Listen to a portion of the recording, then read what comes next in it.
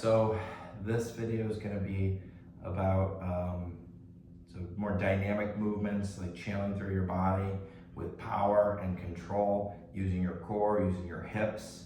So you think of some of these movements as like baseball, like a pitcher.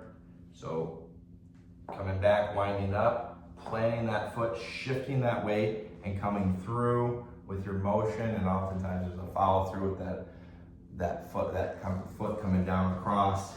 So you want to feel the flow through your body here. Batting, kind of very similar, coming across the body. Golf swing, throwing a punch, boxing, kickboxing, all kinds of stuff.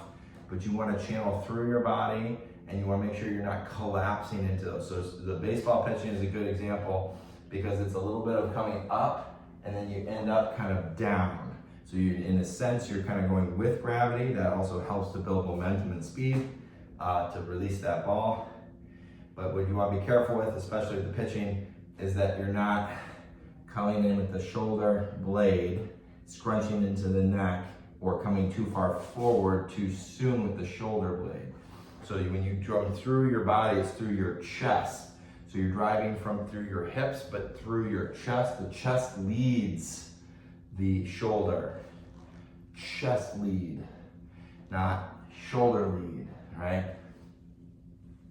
There. So what you can do to get more into your core and your torso is put your hands together, either clasping your hands or going to a prayer position, right? So here. So I kind of like the clasp because I can hold out and can almost like a chopping motion here, right? So I can come straight across my body.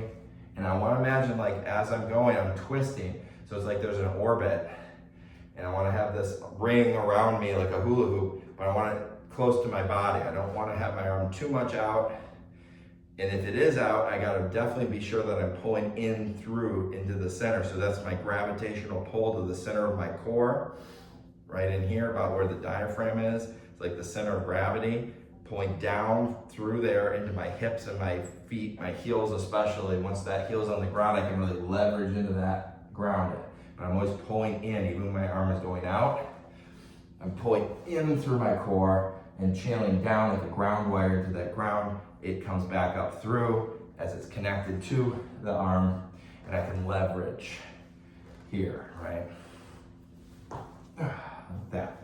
So I'm gonna kind of keep it tight to my body. I'm not gonna worry so much about the hand release, worry about more twisting, turning through my body. So it's like a boxer, and then throwing that punch, driving the power punch through the body, or a kickboxer here as they drive back to that hip.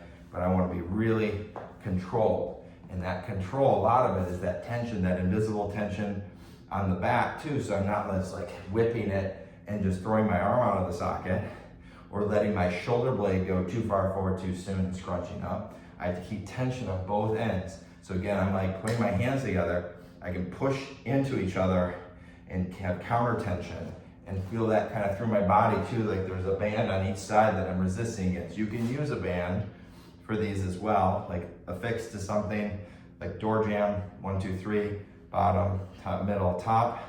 So you have a resistance, like a chop or like a lift, or coming straight across. But again, try to twist through your midsection, right in between your elbows.